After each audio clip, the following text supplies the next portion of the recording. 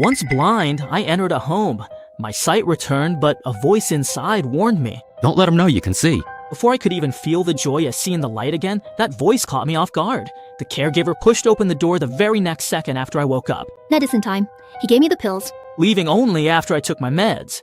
Then the scheduled banging started next door. Like clockwork, I wake, the caregiver visits, then the banging begins. The caregiver blamed a psychiatric patient next door, so I ignored it. Now it feels wrong. That voice warned, don't let them know you can see. But why hide it? If I tell them, won't I be able to go home? Just then, the caregiver brought my meal over to me. Chenji, time for breakfast. Today's breakfast is century egg and pork congee. One look at the bowl made me nauseous. It was a black lump, not the congee I expected, though it smelled like it. Without my sight, I'd never have known what I was eating. I forced it down under his gaze, then ran to the bathroom once he left. 3 months in, and I've eaten this stuff daily. No bathroom mirrors. Blind people don't need them, but I could feel my extra body fat. When did I get this fat? Was it because of that food? Leaving the bathroom, I hit the door. I had to leave this hellhole. Don't let them know you can see. The voice returned. I stared at the door, feeling uneasy. What was behind it? I pulled it open to see. Usually, to go out, the caregiver appeared. I never realized he was at the door the whole time.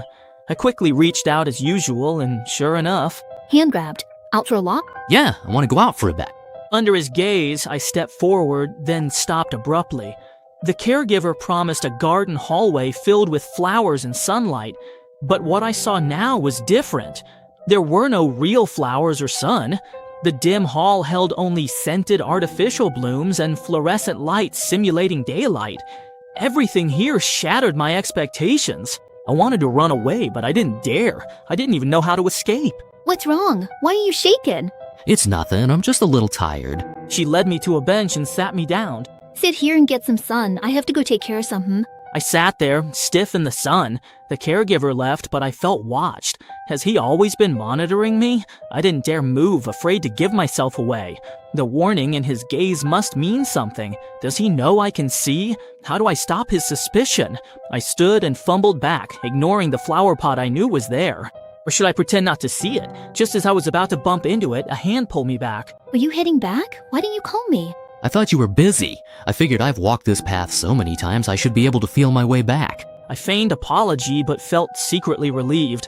The caregiver left after returning me to my room, soon bringing lunch. The same black lump tasted surprisingly realistic. This time, I didn't overeat, just taking a few perfunctory bites. As soon as he left, I hurried to spit it out, but at that moment I realized, If I don't eat, I'm gonna starve to death. when he brought dinner, I forced myself to eat despite feeling sick. Soon, a red beam shone through the window. Though not tired, I was instantly exhausted and fell asleep. Waking the next day, the orderly arrived on time with my medicine. After I took the pills, he left, and I heard banging from the next room.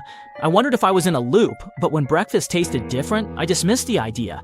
That day, I decided to stay in my room. After dinner, the red light reappeared, and I fell into a deep sleep again. Too tired to seek the truth, I felt anxious. So I began trying different things daily. I tried to keep sleeping and ignored the orderly, but he dragged me out anyway. Even if you don't want to go out for a walk, you can't just stay in bed all day. That's not good for your health. Seeing that black food, I doubted his intentions. Even after dinner, I was exhausted. After days of testing, I realized my constant sleepiness was tied to the food. I tried not eating, but it just made me hungry and didn't help. I still fell asleep, so I focused on my morning pills. I tried tongue in the pill and spitting it out in the bathroom. That day, I felt drowsy but didn't fall into a deep sleep. For the next several days, I stopped taking them and I gradually cleared up. Days later, I acted. After the nurse left, I peeked out the door to ensure it was clear. The dark hallway was empty. I went to the next room, pushed it open, and saw a bulge on the bed and bloody handprints on the wall. A chill ran down my spine. Why were the nurses so worried about me getting hurt but didn't care at all about this neighbor? After that, I closed the door and checked more rooms, but found nothing unusual. Strangely, no nurses were around, which puzzled me. Had they all left? It was ridiculous that no one was on duty. Since I didn't see anyone, I felt braver. This was my chance to look for an exit. But after searching, I only found a huge door. Even without a lock, it wouldn't budge. With no choice, I headed back. Passing my neighbor's door, I noticed it was half open. I remembered closing it, so I looked inside. The bed was empty. My neighbor was gone. Was he asleep? Maybe he, like me. But then, a man lunged from behind the door. Up close, his face was bloody and filthy, and his eyes were empty, dark sockets. Terrified, I recoiled and covered my mouth. Who's out there? I heard your voice. I couldn't stand it anymore and immediately went back to my own room. My neighbor actually didn't have any eyes. Didn't they say he was just mentally ill? Why would he not have eyes?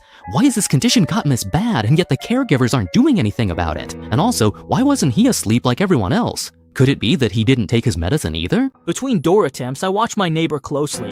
I knew his headbanging wasn't some martial arts practice. There was a reason. After the caregiver left one day, I gently bumped my head against the wall. Dizziness hit, my vision blurred, and a strange image flashed by. Stunned, I touched my forehead. I couldn't quite catch the image, but I felt close to understanding. I decided to try again, but the caregiver pushed the door open. Chenji, what are you doing? Ignoring her, I hit my head again. More memories surfaced. As I reached for the thought and went to strike again, the caregiver yanked me back. You'll hurt yourself if you keep doing that. The caregiver pinned me down on the bed and got something to clean my wound.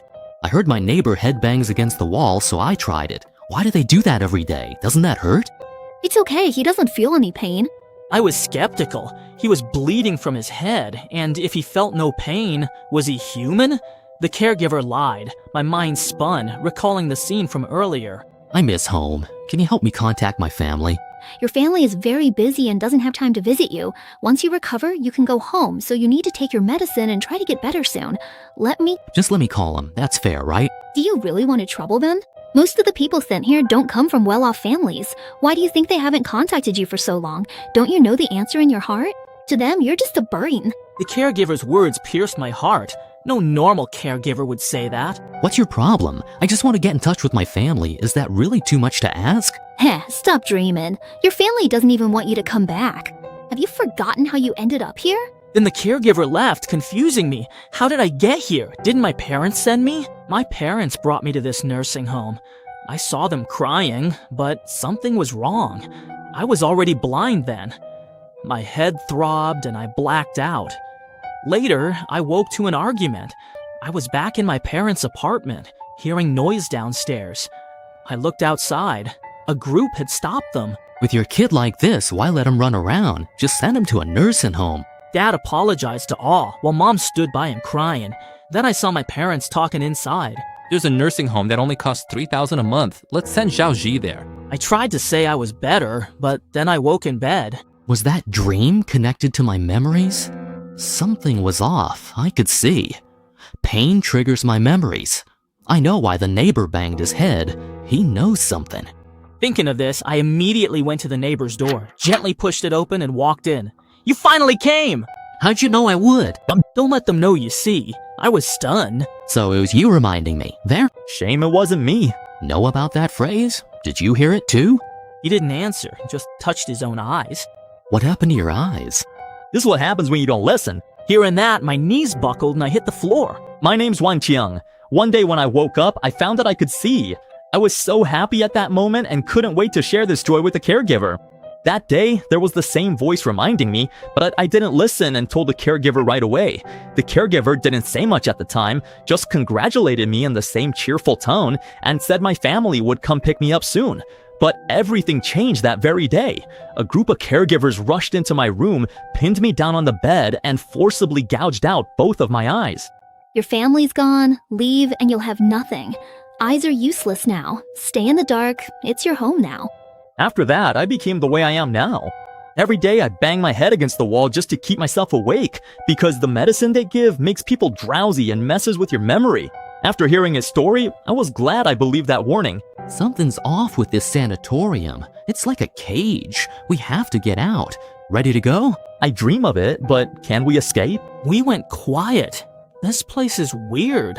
No way out but that door. The orderlies appear out of nowhere. It's not normal. Would you be willing to help me? If I find a way out, I can take you with me. Then I returned to my room. Mindful of Wang Chang, I couldn't slip up. I hid my usual pill under my tongue until the orderly left. But at lunch, my lack of appetite raised suspicion. Is it that the food doesn't suit your taste? I've noticed you've been eating less and less lately. When I heard that, my heart skipped a beat. My inability to eat had given me away.